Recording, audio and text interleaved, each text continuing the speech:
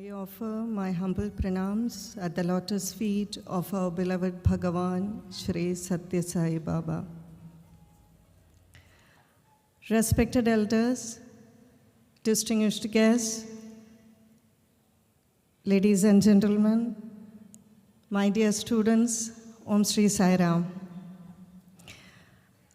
During these days of Global Vedic Conference, I wish to reflect upon the topic, is Veda scientific, or is there any relationship between Veda and science?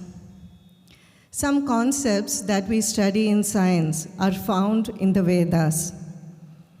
Pointing this out, some people claim that Vedas are scientific and attempt to explain Vedas in scientific terms. Let's examine what our gurus have said about this, because we must understand to what extent is this correct and even logical.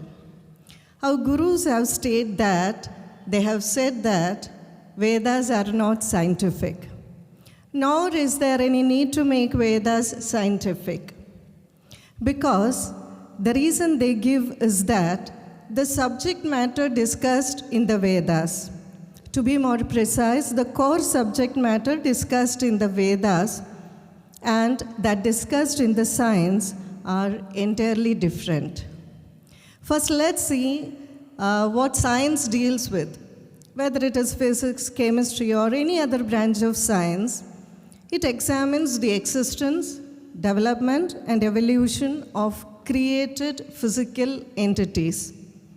These discussions are confined within the 5 elements, Panchabhutas. Hence, we can say that the domain of science is limited to Panchabhutas. Within that boundary, whatever science, whatever knowledge science is providing is real and valid. However, the Vedas discuss that which lies beyond this. Vedas speak about that which existed even before the Panchabhutas came into being. That is why Swami has said, where science ends, spirituality begins. The Vedas expound on supreme reality, Brahman. From this perspective, we can say that Vedas existed even before the origin of science and even before the creation started. What science has not yet understood, Vedas know. Even where the limits of science ends, the meaning of the Vedas continues to be revealed. That which lies beyond science is called divine. And this divinity, and we can define this divinity as one that we cannot understand or that cannot be known through worldly means of validation. Vedas speak about such transcendental matters, and in Sanskrit, they are referred to as alaukika upayam. To understand the meaning of the word alaukikam, first we must understand the word laukikam. And to understand the word laukikam, we must understand the word lokam. Lokam is a Sanskrit word, and the definition for lokam in Sanskrit is lukyate anena iti lokaha. Lukyate means to look at. The English word look is derived from the Sanskrit word lukyate. Hence, in general, we can say that whatever we can see is lokam. Then whatever we cannot see is alokam.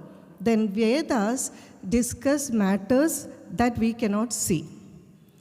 But the nature of Vedas are more precisely and clearly described or explained by Sri Kumarila Bhattapada in his Shloka Vartikam.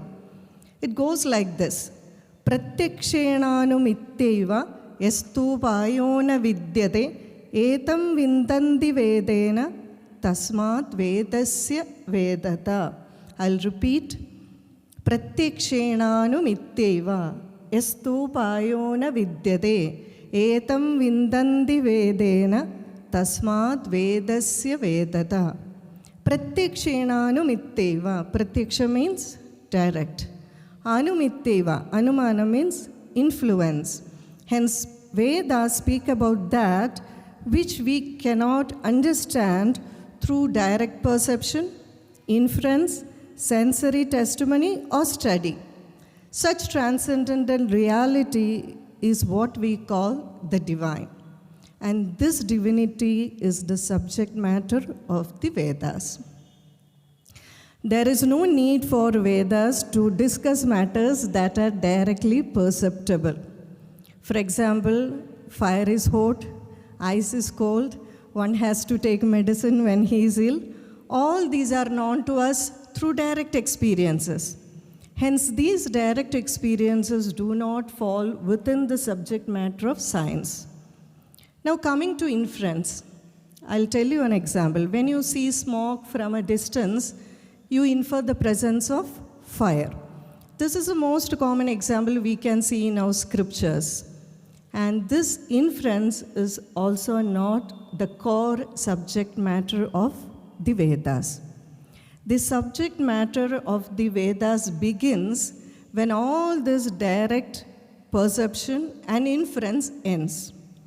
Vedas speak about that which cannot be explained through our senses, mind, intellect, and worldly analogies. This becomes more evident when you study Vedas and Upanishads. To understand the word divine, to some extent, I will narrate you a few examples because it is said that example is not a way of education, but example is the only way of education. Suppose one desires to have a child. All non-worldly methods were tried. They were known as Laukika Upayam, but no result. Then someone told him to perform some puja or to chant Sri Rudram, because Sri Rudram has prayers for all our wishes, especially in the Chamakam part.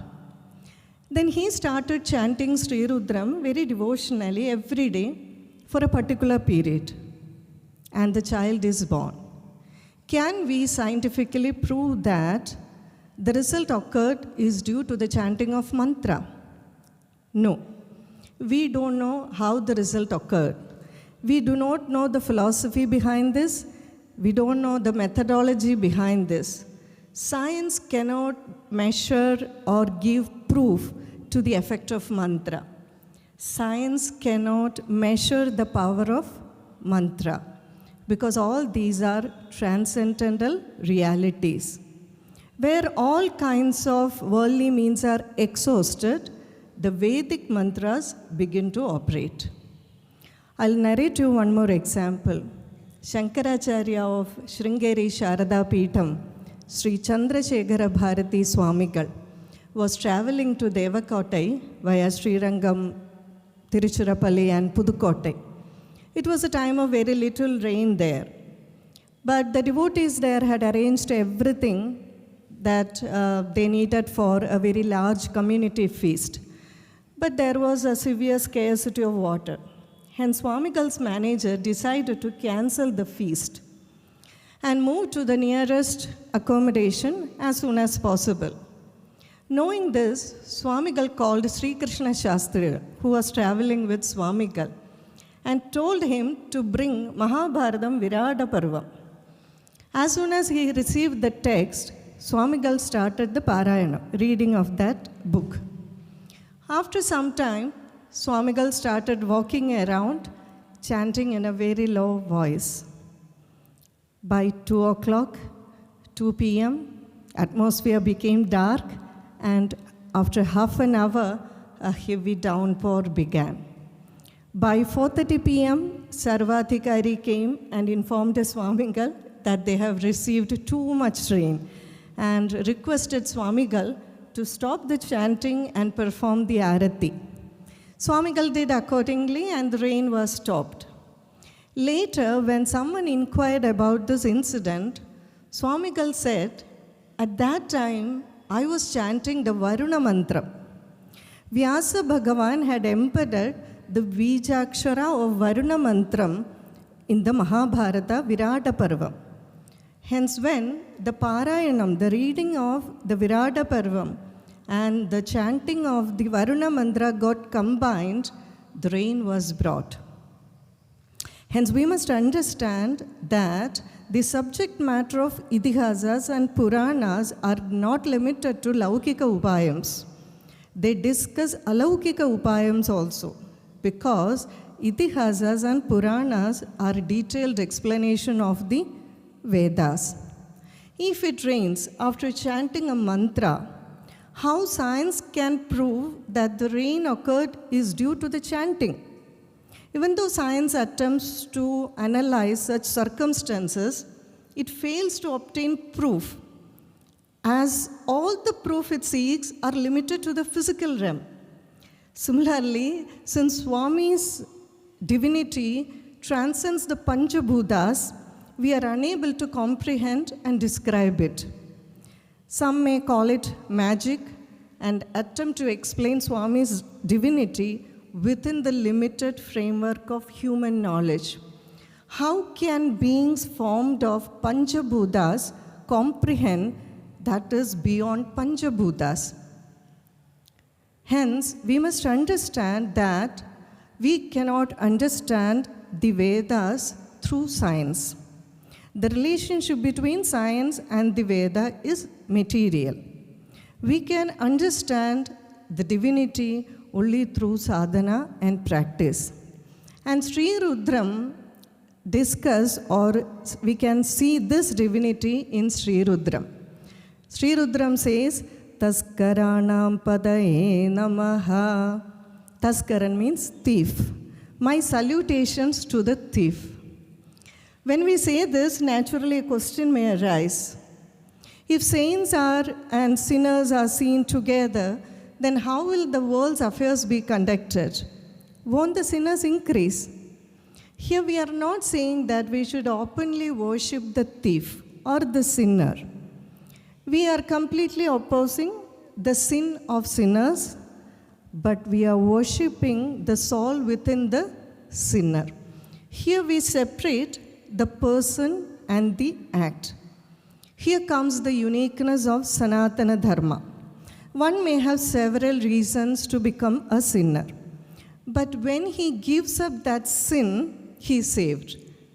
Here we separate the person and the sin. When a person confesses his mistakes without pride, at that moment of confession itself, his personality is considered to be merged or aligned with the Atma. Body may be that of a thief or a demon. We can see several such stories in our scriptures. Only those who have not done complete surrender, Sharanagati, are killed.